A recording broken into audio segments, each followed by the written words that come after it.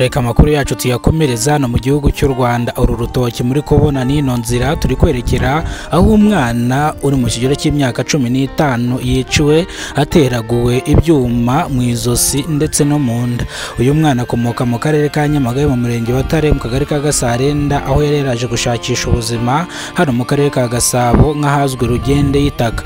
Uyu musore yishwe ku gicamunsi, aho abaturage bino babibonye bakahita bagira ubwoba, abandi bagatangira kurwara imitima. Uyu musore yishwe mu masaha y'ikirira saa 8 z'umugoroba ubwo yaragiye gushaka ubwatsi bw'amatungo, dore yuko uyu musore n'ubundi yarasanzwe afite ikibazo cyo kurwara igicuri, ubwo igicuri cyamufataga akikubita hasi. Abakoze bino ubugenzacyaha bwabataye muri yombi bakurikiranwe icyaha cyo kwica no gukubita no gukomeretsa, aho iki cyayo kiguhamya guhanishwa igifungo cya burundu ndetse n'igifungo cy'imyaka 30 y'amavuko. Umuvugizi wa RIB mu gihugu cy'u Rwanda Murangiritseri yavuze ko uzakora icyaha n'igisa cyo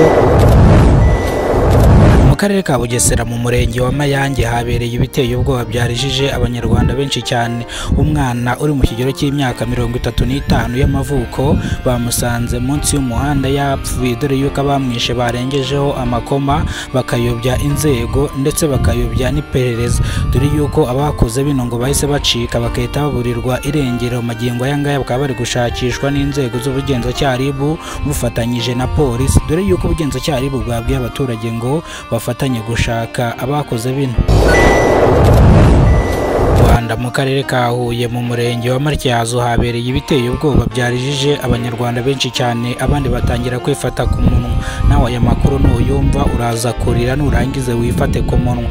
Umugabo uri mu kigero cy'imyaka 28 y'amavuko yasambanyije umwana ufite imyaka 12 y'amavuko, dore yuko uyu mwana bamusambanyije bikamuviraho ingaruka akava bikanga gukama. Uyu mwana bakaba bamukuyemo nyababyeyi, akaba batazongera kubyara n'umunsi n'umwe.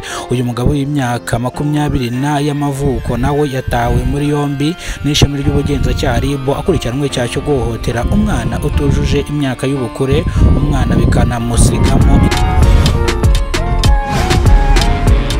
Ini ncamake y'amakuru nimba ariko bwa mbere ugeze ko no muyoboro wa Kidasamura TV Rwanda. Ini ncamake y'amakuru nimba ariko bwa mbere ugeze ko no muyoboro wa Kidasamura TV Rwanda, kora subscribe ufungura inzogera kugira ngo uzajye ubasha kubona amakuru mu gihugu cy'u Rwanda kandi yize. Mu nyimira amakuru yacu tuyahere mu karere ka Huye mu murenge wa Matyazo ahabereye ibiteye ubwoba byarijije abanyarwanda benshi cyane, abandi bifata ku munwa. Umugabo w'imyaka 20 y'amavuko yafashe umwana ku ngufu w'imyaka 12 y'amavuko. Uyu mwana bimugiraho ingaruka bamukuramo nyababyeyi kubera kuva byanga gukama. Uyu mwana rero akaba ari kwitabwaho kugira ngo ataza kubura ubuzima. Ni mu gihe uyu musore yataye muri yombi n'ishami ry'ubugenzacyaha RIB akurikiranwe icyaha cyo gusambanya umwana utujuje imyaka y'ubukure, dore yuko iki cyayo kiguhamye ushobora guhanishwa igifungo cy'imyaka 30, bishobora kwiyongera kikagera ku gifungo cya burundu.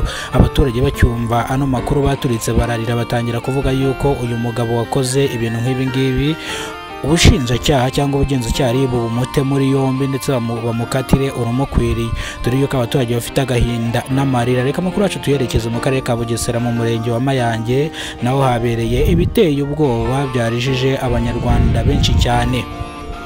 Gitifu w'akagari ari gushinza umunyerondo kumurira amafaranga 200,000 by'amafaranga y'u Rwanda, aho Gitifu avuga yuko yasize n'amafaranga mu kagari arambitse ku meza, agarutse arayabura. Wa munyerondo yasize mu nzu nawe aburirwa irengero. Uyu munyerondo akaba akurikiranwe icyaha cyo kurya amafaranga ya Gitifu, aho Gitifu avuga yuko aya mafaranga ari y'abaturage bari bishyuye ubwisungane mu kwivuza akayatereka ku meza.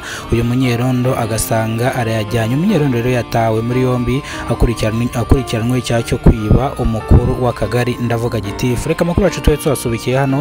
Amakuru nakagaruka niba ariko bwa mbere ugeze ko no muyoboro wa Kidasamura TV Rwanda, kora subscribe ufungura inzogera kugira ngo uzajye ubasha kubona amakuru mu gihugu cy'u Rwanda kandi yize. Turabakunda cyane, Imana ibarinde ibahereze umugisha cyane cyane mwe mwakoze subscribe. Nongeye kubashimira kandi mbahereza ikaze kuri Kidasamura TV Rwanda. Yibare mu bana yitwa Kidasamura ubwo tubakora gakongo. Turabakunda.